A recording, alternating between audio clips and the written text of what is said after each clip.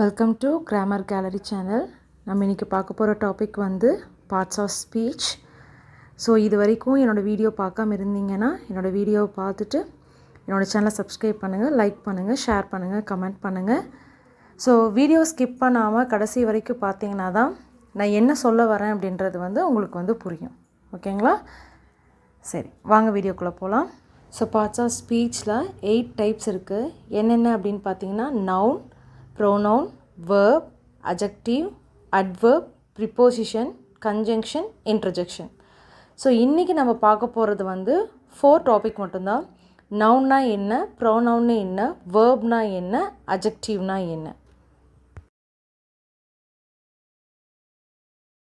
So நம்ம வந்து parts of speech எவ்வளோ டைப்ஸ் இருக்குதுன்னு பார்த்தோம்னா 8 டைப்ஸ் இருக்குதுன்னு பார்த்தோம். அந்த 8 டைப்ஸில் நம்ம ஒரு 4 டைப்ஸ் மட்டும் இந்த வீடியோவில் பார்க்கலாம். ஓகேங்களா? ஃபர்ஸ்ட் ஒன் என்ன அப்படின்னா நவுன். நவுன் அப்படிங்கிறது என்ன அப்படின்னா இஸ் அ நேமிங் வேர்ட். சரியா?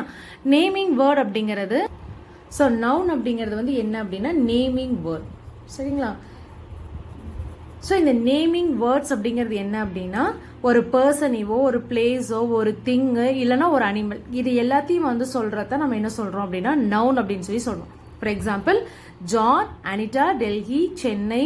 ஸோ டாக், லயன், கேட், இதெல்லாமே எதில் வரும் அப்படின்னு பார்த்தீங்கன்னா இந்த நவுன் அப்படிங்கிறதுல சொல்லுவோம். சரிங்களா? அதாவது பர்டிகுலராக ஒரு பிளேஸைவோ, ஒரு பொருளைவோ, ஒரு பர்சனை சொல்லி கூப்பிட்றதாவோ, ஒரு அனிமல் பேர் சொல்லி கூப்பிட்டோம்னாவே இது எல்லாத்தையும் நம்ம என்ன சொல்லுவோம்னா நவுன். ஸோ இதை பொறுத்த வரைக்கும் இந்த நவுன் அப்படிங்கிறத பார்த்தீங்கன்னா, ஸோ அடுத்தடுத்து அப்பர் கிரேடு போக போக என்ன ஆகும் அப்படின்னா இந்த noun it's changing as subject அப்படின்னு சொல்லி மாறும். அதாவது சென்டென்ஸ், ஒரு சென்டென்ஸ் இருக்கு அப்படின்னா அந்த சென்டென்ஸ்ல நம்ம யாரை பத்தி பேசுறோமோ that is called as noun. சரி, யாரை பத்தி பேசுறோம், ஒரு சென்டென்ஸ் தொடங்கும் போது எதையாவது ஒன்றை பத்தி பேசிதான் ஆகணும். அது பொருளா இருக்கலாம், இல்லைனா வந்துட்டு ஒரு அனிமல் நேமா இருக்கலாம், இல்லை ஒரு பிளேஸை பத்தி பேசுற மாதிரி இருக்கும், இல்லைனா வந்து ஒரு திங் பத்தி, ஒரு பர்சனை பத்தி பேசுற மாதிரி இருக்கும். வாட் எவர் இட் இஸ், நம்ம யாரை பத்தி பேசுறோமோ சென்டென்ஸ்ல யாரை பத்தி நம்ம பேசுறோமோ that is called as noun. ஓகேங்களா? So nouns have number, gender, case and or 5 kinds அப்படின்னு சொல்லி சொல்றாங்க. அடுத்தது பார்த்தீங்கன்னா pronoun. ஸோ இந்த pronoun அப்படிங்கிறது வந்து இதுக்கு பதிலா இந்த pronoun யூஸ் பண்ணும். இட் மீன்ஸ் இப்போ Ram is a cricketer, again நம்ம என்ன பண்ண போறோம்னா இதே பர்சனை பத்தி தான் பேச போறோம். Again we should not use Ram here. சரிங்களா? மறுபடியும் நம்ம ராம் அப்படின்னு யூஸ் பண்ண தேவையில்லை. ஃபார் தட் இந்த ராம் அப்படிங்கிறதுக்கு பதிலாக நம்ம இது என்ன சொல்லுவோம்னா ஹீன்னு சொல்லி சொல்லுவோம். ஒய் இந்த இடத்துல ஹீ யூஸ் பண்ணுறோம் அப்படின்னா ராம் இஸ் அ மேல், as a பாய். ஓகேங்களா? ஸோ பாயாக இருக்கிறதுனால இந்த இடத்துல இந்த ஹீ அப்படிங்கிற வேர்டை யூஸ் பண்ணுறோம். ஸோ இதைத்தான் நம்ம என்ன சொல்கிறோம்னா ப்ரோனவுன் அப்படின்னு சொல்லி சொல்கிறோம். So noun, a pronoun is a word used instead of a noun. So நவுனுக்கு பதிலாக நவுனை எகெயின் நேமை யூஸ் பண்ணி பேசுறதுக்கு, இப்போ நம்ம ஒரு பர்சனை பற்றி பேசும்போது டிராவிட் இஸ் அ கிரிக்கெட்டர் அப்படின்னு சொல்லி சொல்கிறோம். எகெயின் யாரை பற்றி பேச போகிறோம், அவனை பற்றி தான் பேச போகிறோம். அப்போ இந்த எகெயின் என்ன ஆகும் அப்படின்னா அந்த நேம் சொல்கிறதுக்கு பதிலாக நம்ம சொல்கிறோம். சரியா? Monasi is a good singer அப்படின்னு சொல்லி சொல்கிறோம். Again Monasi is a girl. So she won the winner competition. So winner competition, இந்த சிங்கர் காம்படிஷன்ல வந்து வின் பண்ணியிருக்கிறா அப்படின்னு சொல்லி சொல்லும் போது எகெயின் நம்ம அந்த நேம் யூஸ் பண்ண மாட்டேங்கிறோம். எகெயின் ஷி, அவ, அந்த மாதிரி தான் யூஸ் பண்ணுவோம் இல்லைங்களா? ஸோ அதனால தான் இந்த இடத்துக்கு இதைத்தான் என்ன சொல்றோம் அப்படின்னா ப்ரோனவுன் அப்படின்னு சொல்லி சொல்றோம். நல்லா தெரிஞ்சுக்கோங்க. ஒரு பேசேஜ் எழுதுறீங்க, இல்லை ஒரு ஸ்டோரியே நீங்க வந்து ஒரு ஷார்ட் ஸ்டோரி மேக் பண்ணி ஒரு ஷார்ட் ஸ்டோரி எழுதுறீங்க அப்படின்னா ஃபர்ஸ்ட் நம்ம ஒரு பர்சனை பத்தி எழுதிட்டோம் அப்படின்னா அந்த பர்சனை நம்ம ப்ரோனவுன் யூஸ் பண்ணி தான் அடுத்தடுத்த சென்டென்ஸ் வந்து நீங்க எழுதணும்.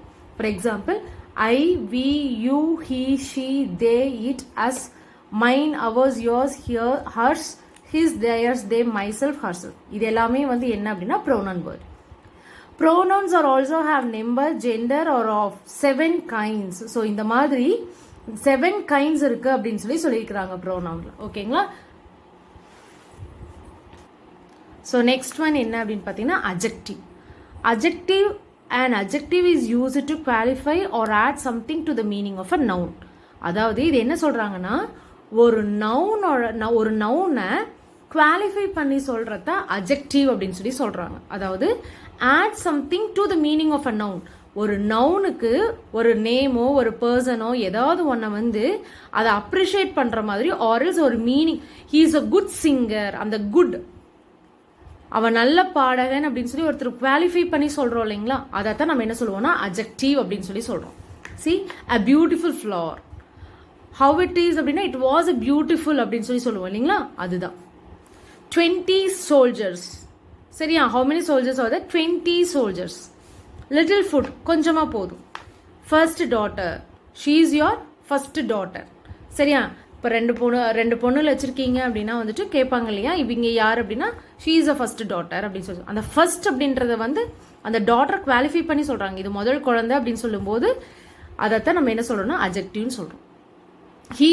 he is a good rank holder, அவன் வந்து நல்ல ஒரு ரேங்க் ஹோல்டர், அவன் வந்து ஒரு நல்ல பேட்ஸ்மேன் அப்படின்னு சொல்லும்போது ஒரு நல்ல குட் ஒரு கேரக்டரை நம்ம வந்து குவாலிஃபை பண்ணி சொல்றது தான் நம்ம என்ன சொல்றோம்னா அட்ஜெக்டிவ் அப்படின்னு சொல்லி சொல்றோம். Next one is verb. A verb denotes an action or being or procession. A verb அப்படிங்க without verb we cannot make a sentence. Very simple.